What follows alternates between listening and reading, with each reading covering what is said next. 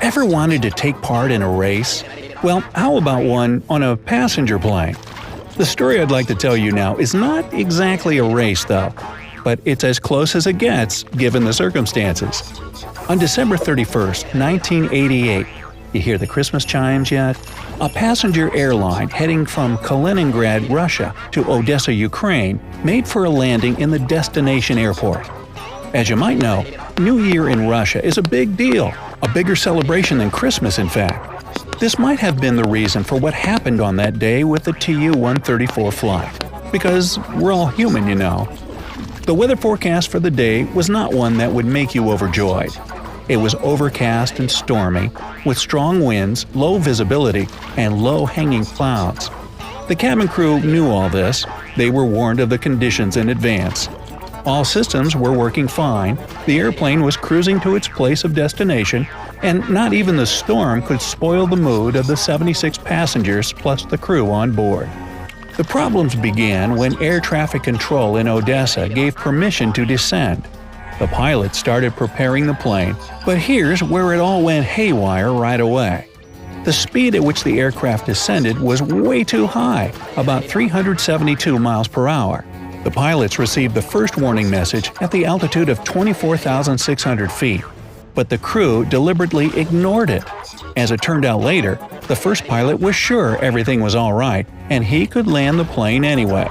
The speed too high message was repeated twice after that, at the altitudes of 14,400 feet and 9,850 feet.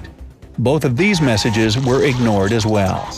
Uh-oh. No one really knows what the motives of the crew were back then, but the situation was gradually becoming worse. Within 47 miles from the airport, the air traffic control finally gave permission to land. And that's where another misjudgment came. The pilots decided to fly directly to the runway despite the high speed. That was a crucial error, as it turned out. The speed of the plane was about 280 miles per hour, which is much faster than the recommended and safe landing speed of 205 miles per hour. The plane was flying bullet fast, approaching the runway with its wheels down and ready to land. That, by the way, was also against all safety instructions, because the landing gear simply can't bear the pressure at such speeds. They could have just gone with the wind, if you know what I mean. Anyway, the most surprising thing about the situation was that none of this was connected with any troubles on board the airplane. Everything was working perfectly fine, no emergencies arose, literally nothing was wrong except the crew's decisions. The pilots went against all instructions of air traffic control, ignored the safety warnings, and gave commands to the crew that were contrary to every flight safety precaution. More outrageous still, the crew didn't even bother to argue the flight captain's orders, blindly following his commands. Basically, it was pure neglect that led to the incident that followed. Once again, turning off the speed too high warning, the pilots directed the aircraft towards the runway. At a speed of 258 miles per hour, the plane almost crashed on the landing strip and went further and further ahead without stopping. Its engines were working in full reverse, which wasn't really effective at such a level of speed. But in the end, it helped to stop the aircraft before the worst happened. The plane stormed on through the runway and onto the end safety area, only to come to a halt just 5 feet before touching the naked ground. As a result, no one was hurt on board, but it was pure luck. The landing was not smooth in the least, and the passengers were frightened, but fortunately, everything turned out well. In fact, there was another consequence. The plane set the record of landing speed that has never since been broken by any passenger aircraft. Well, a dubious achievement at best, but achievement nonetheless. What do you think? Let me know down in the comments. The pilots and the crew received an official reprimand for what they'd done, of course. There wasn't a single reason for acting like that, and decisions taken on board were wrong on more than one account. As for the plane itself, it continued to fly with different airlines for many more years. After all, it was a good plane, and the incident wasn't its fault. The Tu-134 incident wasn't the only one like that, though, and it wasn't the most epic one either. For example, There was a Boeing 737 that overran the end of the runway and ended up on a busy street. This happened on March 5, 2000. Flight 1455 from Las Vegas, Nevada to Burbank, California was 2 hours behind its schedule because of the weather conditions. Sounds familiar, doesn't it? Well, at least this one didn't fly into the storm, but was simply delayed and departed later when the skies cleared. The flight itself went without any trouble, but as the plane approached the Burbank airport, air traffic control instructed the pilots to keep the speed at 267 miles per hour or higher until further notice. Mind the turn of the phrase here. It became the crucial point in the whole affair. The flight captain acknowledged the instructions and did exactly as he was told. Well, who can blame him for that, right? Just following orders. But what happened next went so wrong that he couldn't even explain his actions later. When the flight was cleared for descent to 3,000 feet and for further landing, it was still cruising at the same speed it had been told to maintain. Just to make it clear, when air traffic control gives permission to descend and land, it automatically cancels any and all instructions regarding speed given earlier. And it makes sense. As we've learned from the previous story, if a plane exceeds the landing speed limit, it could end very, very badly.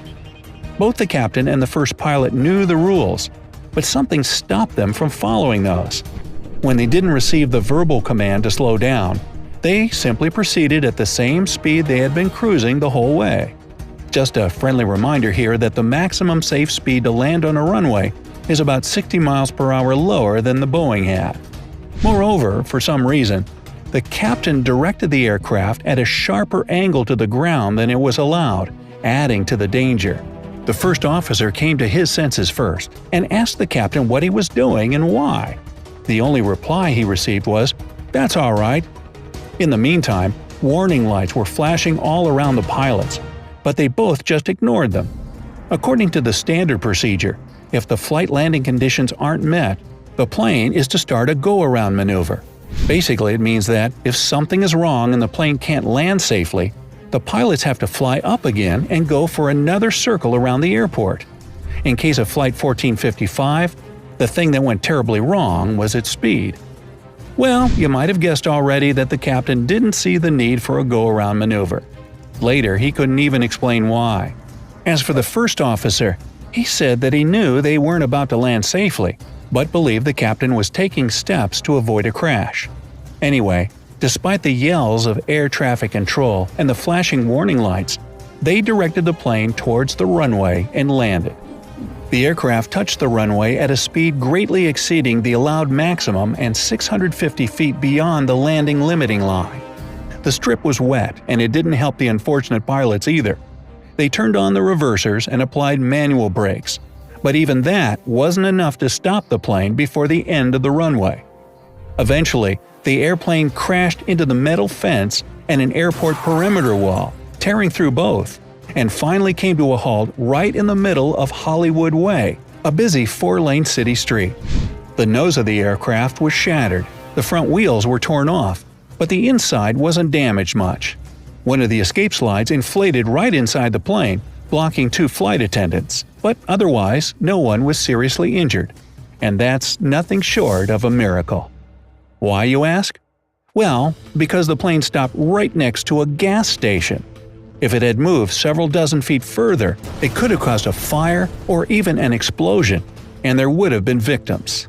But the plane came to a screaming stop, nothing lit up, and nobody was seriously hurt. Happy ending. Except for the flight captain's self-esteem. On the voice recording from the cockpit, you can clearly hear how, moments after the accident, he said, "Well, there goes my career. Sorry, pal, you were right."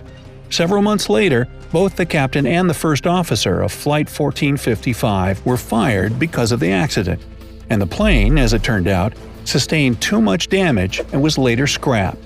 Well, it's kind of sad, of course, but everyone stayed alive, and that's what really matters. Pilots have a saying, "Any landing you can walk away from is a good landing." And so it goes. So, Brightsiders, do you know of any other stories of airplane incidents? Share them in the comments below.